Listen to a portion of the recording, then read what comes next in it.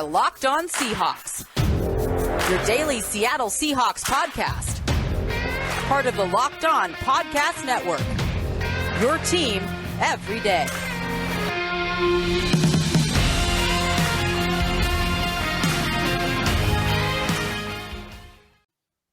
Greetings, 12s and Cardinals fans. It's time for a Locked On Podcast Network crossover Thursday. Seahawks and Cardinals getting together at Lumen Field. I'm Corbin Smith for Locked On Seahawks, joined by Bo Brack and Alex Clancy of Locked On Cardinals. Great to see you guys again. I wish, at least from Seattle's perspective, it was a little bit more optimistic going into this matchup, but you guys, the Cardinals, have been fantastic this year. Last week was a difficult one, but sitting in first place in the NFC West, near the top of the NFC as well. Feels like the tables have really turned compared to what this matchup looked like when these two teams got together a year ago. Yeah, I mean, when you lose Russell Wilson for any sort of period of time, you got Brett Favre earlier in the season. It's a little bit more difficult to win games with Geno Smith. I'm still more nervous about the Seahawks game and just in general. That roster is underperforming because their best player hasn't been on the field. I mean, you've seen that from the Cardinals the last couple of weeks. They got lucky against San Francisco, and Colt McCoy threw a pretty much shutout at the quarterback position that we saw the other side of a backup quarterback against Carolina. But all in all, the storyline for both organizations over the last better part of a month has been the absence of their QB1. And it's wild how the Cardinals have kind of adapted, went 1-1, and then the Seahawks have kind of cratered regardless of, the running back room and everything for Seattle has been a mess in and of itself. So you guys are probably doing the best you can. I still think they're the best, one of the best under 500 teams in football with Russell Wilson coming back. Yeah, that's been the biggest issue. He looked like he wasn't close to being 100% ready to go last week against the Packers. And I kind of am taking the game with a grain of salt just because Russell has been atrocious at Lambeau Field, even when he's been healthy. It's like Superman's kryptonite. Lambeau Field, for whatever reason, he just has never played well there. He just doesn't play well against the Packers in general. So now another week of practice in, maybe some of the errant throws that he made against Green Bay. He was 20 for 40, and I'd say half those incompletions should have been completed passes, and he was airmailing throws. He just didn't look comfortable in the pocket. The pass protection was atrocious on top of that. The run game was really the only thing that was working, and yet in a weird way, Pete Carroll's been clamoring since the end of last season to run the ball more, and yet they keep not doing that, even with their running back situation being the way that is. No Chris Carson coming back yet. They still feel they should be able to run the ball, and they have not been able to, or they just haven't been willing to. The new offensive coordinator, Shane Waldron, has seemed allergic to running the ball at times, which has been a weird mix with Pete Carroll, who has an affinity for the run game and has for his entire career. So that's really been the biggest issue for them. Russell Wilson's health, the offense in general has been awful, and it was supposed to be one of the best in the NFL. Not having your quarterback certainly hurts, but that's why they're 3-6 for the most part, is the offense hasn't come close to living up to expectations. Is there talk that they feel like they can bounce back from the horrific performance, that Russ can knock the rust off and get back to his Pro Bowl form that we're used to seeing? Or is there, are people hovering their hand above that panic button? Oh, it's been above the panic button for a few weeks. And the crazy thing, this would be the other storyline going to this game. The defense has been one of the top 5 defenses in the NFL for the last month. They've been stopping people. I mean, you hold Aaron Rodgers and the Packers to 3 points through the first 3 quarters at Lambeau, you would think 95% of the time you are going to win that game, especially when you have Russell Wilson quarterbacking on the other side.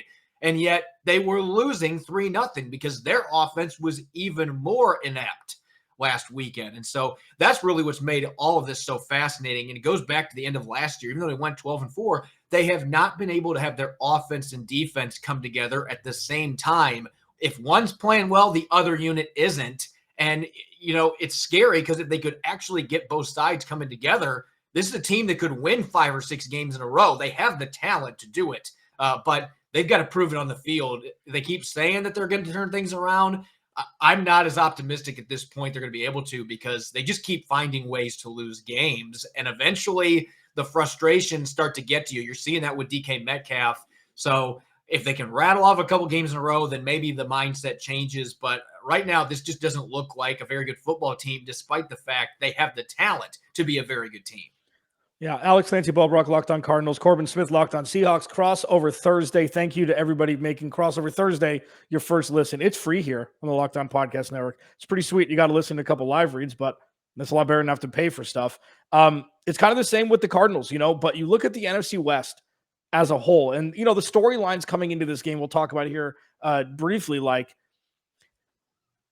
with the Seahawks and Pete Carroll, it looked to be the NFC version of Bill Belichick and Tom Brady and Russell Wilson. There were a lot of comparisons where it's like Pete Carroll's an old dog. He's going to do things his way, and they win a lot of games. It was death taxes and 10 wins for the Seahawks. That's what it was for an extended period of time, pretty much up till, Russell Wilson, breaking his finger earlier this season. And it was the antithesis for the Cardinals in recent history, where it's, can they find a head coach that's, competent enough to lead an NFL organization? And Cliff Kingsbury's kind of been on the rise, and Pete Carroll's kind of falling out of favor, it seems like, at least from the national perspective in Seattle with John Schneider. These guys, kind of set in their ways, and Russell Wilson not necessarily being happy. Are you looking at the Cardinals like we are as a team that's on the rise, or do you see this as a team like last year that looked better in the beginning of the season than it did towards the tail end when they missed the playoffs? That's a really good question, because as a observer from another team in the division, every game that I've watched the Cardinals this year, they've looked really impressive, with the exception of that Thursday night game against the Packers. And I started to see some of the cracks that we saw that hurt them last year. It does feel like the defense, I don't know how much this has been on J.J. Watt being out and not having him anymore, the presence that he provides, not just as a player, but as a leader. It has felt like the defense hasn't been quite the same the last 3 or 4 weeks for the Cardinals. They've still been solid, but not how they were playing in the first month or so of the season. So that might be the only reason I could think of that, maybe the Cardinals are going to have a much rougher second half. But this is a very talented football team. You're going to get Kyler Murray back potentially this week. If not this week, the next week, he's going to be back. So many weapons for him, an improved offensive line. So I feel like right now the Cardinals are the most complete team in the division. The Rams look awful the last 2 weeks. So I expect they'll turn things around. There's too much talent not to. But this feels like this is the Cardinals' division. Really, the only thing that might hold them back is if that defense regresses in the second half. I think this offense is going to be a top 5 group no matter what, with the weapons they have and Kyler Murray. Now, Bo, do you agree with that? Do you agree with that? I want to get your thoughts on exactly what he just said, because we don't talk about the national perspective from somebody else's mouth a lot. We kind of generalize, but from what Corbin said before you move on, do you agree with what he said about the defense, or do you think that there's a better chance that they'll bounce back even without J.J. Watt? No, I mean, there's certainly been a regression game by game since J.J. Watt's been out for the, with the arm injury. I mean, you just say arm injury because his entire arm exploded in one half against the Houston Texans, unfortunately. But the sky is not falling. I mean, this is still a defense that's been very good in getting off the field. It's been great on third down. It's been great on fourth down, with the exception really of the last game against the Carolina Panthers. The Carolina Panthers took advantage of their defense putting their offense in prime position and putting the Arizona Cardinals defense to get back against the wall. If the Arizona Cardinals can get back to doing things right, taking care of the football, winning that turnover margin, I think that they should be fine. I think it's a good enough defense to set up this offense, which with Kyler Murray in the lineup is one of the best in the league. So one last question for Corbin, or one part of this discussion is, I mean, with Russell Wilson, obviously in the same discussion as Kyler Murray, a non-traditional size quarterback, we know that Russell's played through injuries a lot throughout his career. Maybe he came back a little too early this past week, but in your opinion, at what point does Kyler Murray need to just get back in the lineup? Cardinals facing their bye week after Seattle. I mean, in just watching Russell Wilson, do you think that the Cardinals should force the issue this week at Seattle, or maybe just with how bad the Rams are and they're, a game and a half back of them in the division, maybe the Cardinals try to ride it out one more week with a backup quarterback?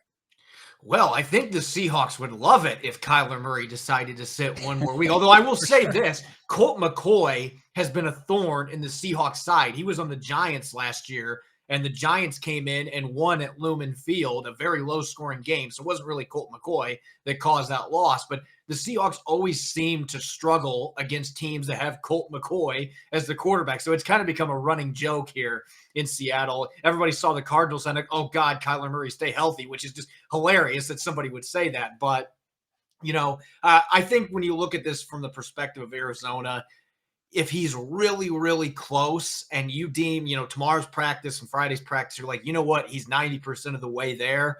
I still think that this is an important game because the Seahawks, if they win this one and they improve to 4-6, right now they're only 1.5 games out of a playoff spot somehow. I don't know how. This NFC is just weird, very top heavy. So if Seattle gets to 4-6, they get that big win at home. That could be the kind of game that completely changes the trajectory of their season. And now you could be approaching week 17 when these two teams tangle again in Arizona. If the Seahawks get hot, suddenly the Cardinals might be in a position where they're trying to ward them off in the division. I don't think that's going to happen, but I think this is still a very important game for both teams, especially for Seattle. They cannot afford another loss, but Arizona would want to send another message here. You can squash Seattle's slim playoff hopes by beating them in this game. And so, yeah, I think it's going to be fascinating to see whether they play him or not. I think if he's close to being healthy, you go for it. Sprained ankle is a little different than a surgically repaired finger on a quarterback's throwing hand. And Russell Wilson just didn't look super comfortable out there this weekend. We're going to get to some concerning matchups here in a moment, but this crossover special is brought to your way by Get Upside, an incredible app for everyone who buys gas. My listeners are making up to 25 cents for every gallon of gas every time they fill up. Just download the free Get Upside app in the App Store or Google Play right now. Use the promo code Touchdown and get a bonus 25 cents per gallon on your first fill up. That's up to 50 cents cash back. Don't pay full price at the pump anymore. Get cash back using Get Upside. Download the app for free and use the promo code Touchdown to get up to 50 cents per gallon cash back on your first tank. Some people who drive a lot are making as much as $200 to $300 a month in cash back, and there's absolutely no catch. The cash back gets added right to your account. You can cash out anytime to your bank account, PayPal, or an e-gift card for Amazon and other brands. Just download the free Get Upside app and use the promo code Touchdown to get up to 50 cents per gallon back on your first tank. All right, second segment. Locked On Crossover Thursday. Alex Clancy, Bo Brack, Locked On Cardinals. Corbin Smith at Corbin NFL on Twitter. Locked On Seahawks. A lot of fun, a lot of, dare I say, sexy matchups we're looking at going into Sunday's game. Listen, the Seahawks, their offense, I mean, how many teams in the NFL would swap their offense for the Seahawks offense without thinking about it? Like 12? 15 just for Tyler Lockett and DK Metcalf and Russell Wilson, let alone the run game that is seemingly, the movie, Bo, what the movie that I talk about, Rockstar, where it doesn't matter who the lead singer is, it's going to look the same and there's going to be that same amount of production. And the Cardinals offense in their own right jumps off the page as well. I think that Bobby Wagner is still a problem. He will always be a problem and he will never get the credit that he's truly deserved. Fred Warner's already taken over the clippings because he got the new deal in San Francisco. For me, I don't worry about Jamal Adams anymore. I want more insight from you. But if you're looking at it, and we'll give ours in a second, what offensive players for the Cardinals are you most worried about going into Sunday? It's weird that I'm saying this with all the receivers that the Cardinals have, especially if DeAndre Hopkins is healthy enough to play this week. But James Conner really worries me going into this game. And Pete Carroll talked about it today.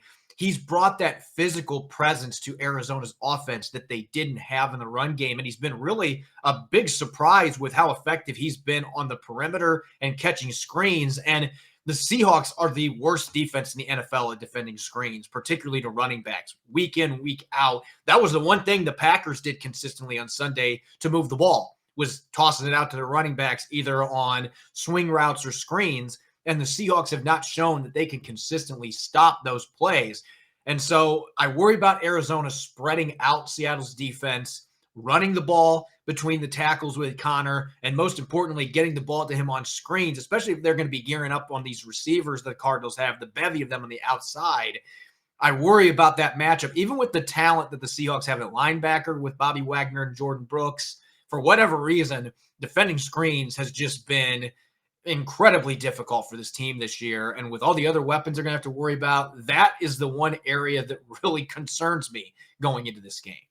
Yeah, absolutely. And if it's Colt McCoy, I mean, that's the guy. He seems to be the screen master. He had a beautiful one to James Conner against the 49ers, went for 40+ yards and found the end zone.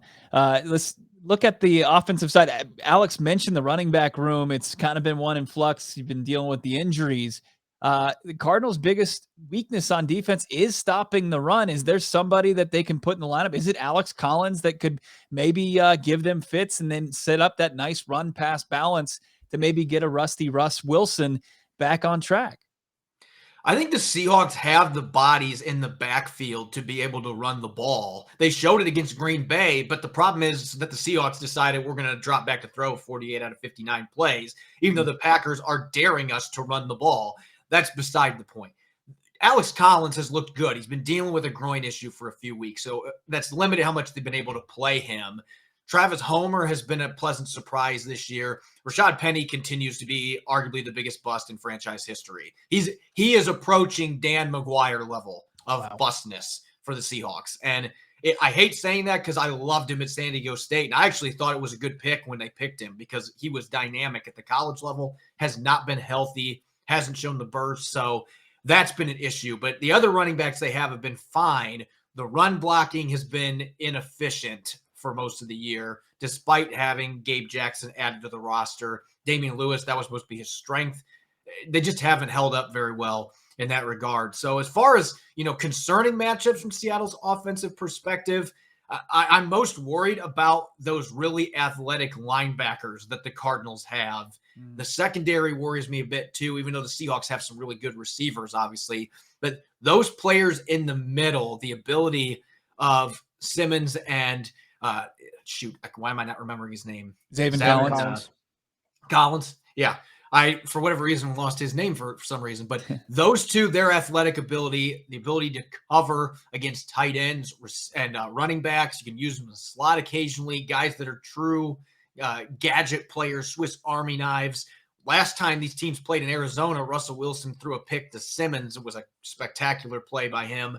I worry about those really athletic hybrid defenders causing problems, especially since Russell Wilson has been allergic to the middle of the field. I wonder if he might try to test that a little more in this game. And those two are going to make life difficult with their athletic ability and coverage and their ability to defend the run as well. Yeah, and it's interesting when you look at the other side with, the receivers that the Seahawks have. Very, very rarely do we like to bring up the Steve Keim could have flipped Josh Rosen for DK Metcalf situation instead of trading for Andy Isabella, but both of those guys will be on the field on Sunday. One will be sweating and running around, and the other one will probably be eating popcorn or lollipops on the sideline. But when you look at what the cornerbacks have done, I think Bo would agree that they've been the surprise of the defense this year. You know what you're going to get from Budda Baker. Jalen Thompson is really coming into his own as the backup dancer for Budda Baker. They're probably the best 1-2 punch safety-wise in the league, by all accounts, at least according to me. The corners have been great. Byron Murphy is officially a CB1. Marco Wilson has kind of shown, and Robert Alford have shown that, they can play at the NFL level. DK Metcalf scares me. Tyler Lockett scares me more. I don't know when he and Russell Wilson are in sync together, there is very rarely a quarterback wide receiver duo, especially in the red zone, that just execute touchdown plays. And what we see, Tyler Lockett is a wizard inside that painted 10 yards. He gets open. Doesn't matter if it's a sideline or not. I think Tyler Lockett, but I don't know what worries you the most from the defense for the Cardinals, but it's Tyler Lockett for me with his hookup with Russell Wilson, not necessarily DK Metcalf. I mean, he's traditionally just roasted the Arizona Cardinals. Luckily, P3, Patty Patrick Peterson, is no longer in the lineup and getting just terrorized by Tyler Lockett. He had that massive Sunday night game in overtime. What did he go over 200 yards? He definitely had 2 tutties in that game, maybe 3. But he's just been a nightmare matchup for the Arizona Cardinals. His route running's incredible and in the red zone. Am I wrong in thinking he's never had a red zone drop, right? Isn't that some crazy stat about Tyler Lockett? I don't think he has had a red zone drop yet in his career. He's had a couple drops this year, but they haven't been in those situations. It's absurd. Yeah. And then, one last matchup that, I look at the Seahawks, and it's easy to say they've given up 29 sacks this season. The Arizona Cardinals did not make any noise last weekend with the pass rush. We talk about the absence of J.J. Watt. This has just got to be a game where Chandler Jones shows up. If he wants a contract with anybody, worth any guaranteed money, this guy has to show some, not even what he did in week 1 against the Tennessee Titans, where he has 5 sacks. He just needs to be disruptive, and he's going to have an opportunity, I would think, Corbin, against the Seattle's offensive line. Yeah, that would be the other matchup that really worries me, because Dwayne Brown, Father Time, has caught him this year. He has been really rough. 7 sacks allowed, the second most by a tackle in the NFL. Only Eichenberg, the rookie for the Dolphins, has given up more. And, sometimes you see guys give up a lot of sacks, but overall they've been solid in pass protection. That has not applied to Dwayne Brown. He's been bad this year. I don't know what's going on. Maybe the holdout that he staged, I don't know. But they're probably going to be playing Jamarco Jones at left tackle, because Brown is now nursing a hip strain. If he's not 100%, he's already been rough out there in the field. Jones actually looked okay on Sunday against the Packers once he checked in. But Jamarco Jones also has a history of getting roasted by Chandler Jones. It has happened already a few years ago. So a lot of Seahawks fans are kind of bracing for that matchup. And then Brandon Shell on the right side has been fine. He's an adequate starter. But yeah, if Chandler Jones is on his game and the Cardinals also have Marcus Golden rushing off the edge, I feel like that is an advantage for the Cardinals going into this game. And poor Russell Wilson might be under duress early and often, just like he was last weekend at Lambeau. Alex Clancy, Brack, Locked On Cardinals. Corbin Smith, Locked On Seahawks, crossover Thursday on the Locked On Podcast Network. Thank you for making Locked On Podcast Network, whatever you listen to, whether it be Locked On Seahawks, Locked On Cardinals, or crossover Thursdays, your first listen, free and available wherever you get your podcast. Coming up next, keys to victory. Corbin's going to rip through his. Bo and I are going to rip through ours. What do the Cardinals have to do to get a victory and avoid dropping 3 out of 4? And what do the Seahawks have to do to look like a pro football team after what they did last week with Russell Wilson coming off the shelf?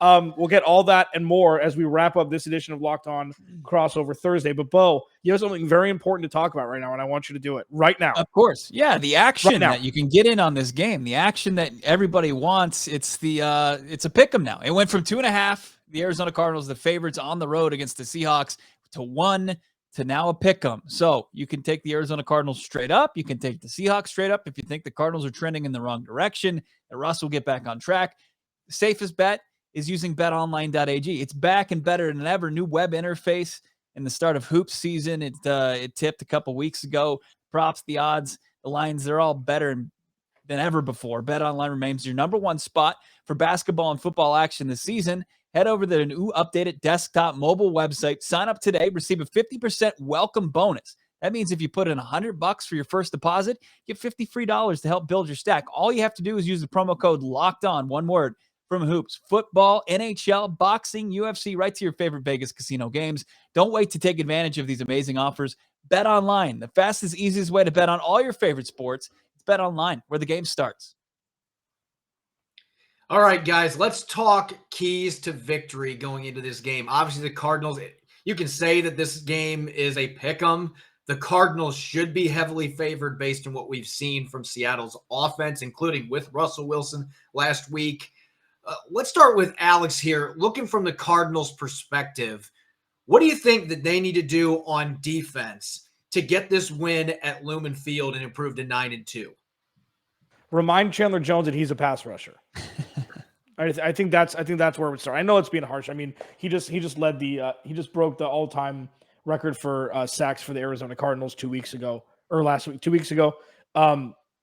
It's the pass rush, because as the pass rush goes, the secondary goes, because it's easier to cover for 2 seconds than it is for 4, and it is easier to cover for 4 seconds than it is for 6. And if you have Russell Wilson doing what Kyler Murray does behind the line of scrimmage, the Cardinals could get roasted with the secondary. Like, Gerald Everett is somebody that worries me as well, because I know that Russell Wilson loves his tight ends. Gerald Everett is a very underrated tight end across the landscape of the NFL. It's not his fault that, he was behind Robert Woods and Cooper Kupp, and he had Jared Goff throwing him the ball for the first couple of years of his career.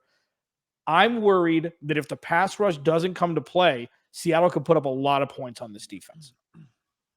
Interesting. Well, from Seattle's perspective, my first key is just show up because they didn't do that last weekend in Green Bay. You got to show up at home ready to go. But in all seriousness, against this Cardinals defense, everybody's going to point to Russell Wilson and say he's got to play much better. And yes, that's absolutely the case. But they have got to be able to, and there's going to be some listeners, Seahawk fans, they're going to be shaking their head because they hate Pete Ball. They hate the term establish the run, but the Seahawks need to establish the running game. The Cardinals' biggest issue on defense all year has been defending the run. And I feel like if they can get Alex Collins rolling, Travis Homer's look good. Rashad Penny, could we see Rashad Penny do something of value? If he has one or two good runs, that's a huge win for the Seahawks because he hasn't had one the entire season. But get the running game going. Take advantage of the front seven, especially without J.J. Watt. You should be able to run the football on this football team. And if they can do that, the play action working off it, Russell Wilson with the receivers he has on the outside, your chances of being able to hit on a few big plays against a Cardinals defense that hasn't given up very many big pass plays this year, your chances go way up if that run game is there and you can use your play action passing game. Your whole playbook opens up. Everything feeds off the run, most definitely in this game. Not every game I feel that way, but this is one where I think the Seahawks have to be able to get that run game going, and they got to stick with it. You have a couple good carries, then don't throw the ball 6 times in a row. You need to run the football and get some carries, rack up those carries, wear down the Cardinals.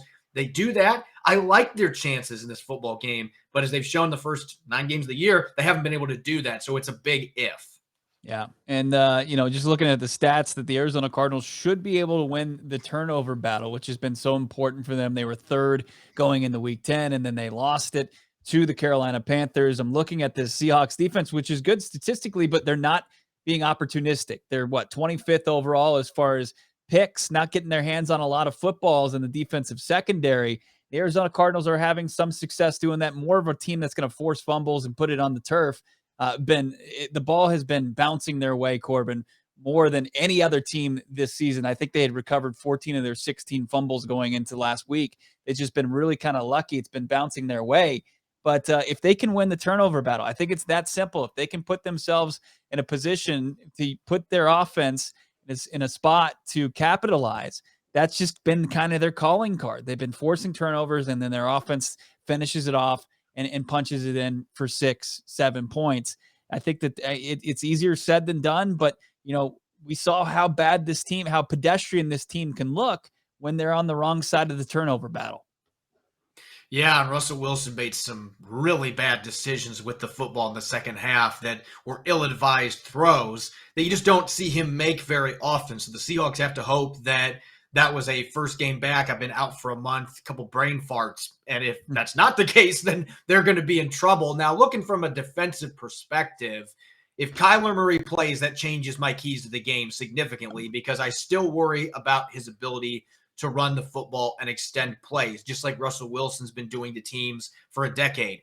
I worry about his ability to get outside and turn up and get some big plays in the run game and being able to extend plays. That would be my biggest key if he plays.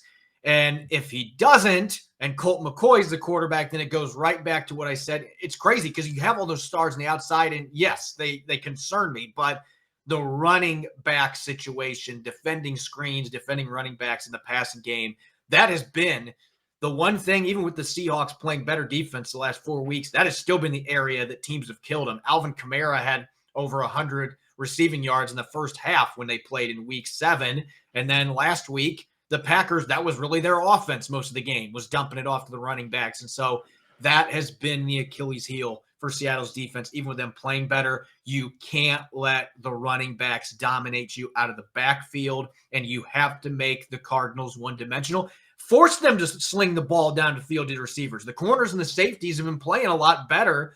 Play into that. If they can't run the ball, that gives your pass rushers more opportunities. So it's crazy I'm saying that's the biggest key, but that's been their biggest problem, and teams have been trying to do that every week. I expect Cliff Kingsbury is going to be doing that too, trying to get the ball off to his running back. Seattle has to be able to stop those plays when they have their opportunities. Yeah, for sure. I mean, and you look at it like as we wrap this here on Crossover Thursday, like Seattle and Arizona is the weirdest 1-2 matchup in the NFC. Just always weird in the NFC West. It's weirder than the other ones. Like one game ended Stephen Hausch's career on the field. Stephen Hauschka was my favorite kicker in fantasy football. After that 6-6 tie and he missed 46 field goals, Oh God, that don't ended remind me his of that career. Game. That was I it. aged about 15 years in those 4.5 hours or whatever it was. I mean, that was the weirdest, but then you have one of the better, like you have the Buda Baker pick 96 yards against DK Metcalf, and he just gets on his horse and he looks back like that was supposed to be the pick 6 was supposed to be the play, not the tackle. Like him catching up, like anytime that the Cardinals, regardless of how bad they were, would go to Seattle and win under Bruce Arians and Carson Palmer. Like this whole relationship over the last decade has been weird. And we're just probably in line for another weirdo game on Sunday. Kyler's probably going to play. I would think at this point, him and Colt McCoy both practiced on Wednesday. We'll see where they're trending towards the end of the week. But Russell Wilson, I feel like he got one mulligan and he's ready to roll. So this is going to be a lot closer, I think, than what the records indicate. This is the weird part of the year where good records fall and bad records rise. And this is just going to be a closer game, I think, than what the records indicate at this point. I mean, Bo, you're looking at me like I'm crazy. Well, no, I mean, Vegas agrees with you. It's a pick 'em, obviously. But what's kind of crazy to me is that they expect a lot of points to be scored in this game. So, are they thinking that Kyler Murray is going to come back? This defense is going to continue to go in the wrong direction. And I'm talking about the Arizona Cardinals. The total is 48, and that's quite a bit of points. I mean, both teams in the 20s. So they're not expecting probably Colt McCoy to go back there and light it up, even though Corbin told us the success that McCoy has against the Seahawks.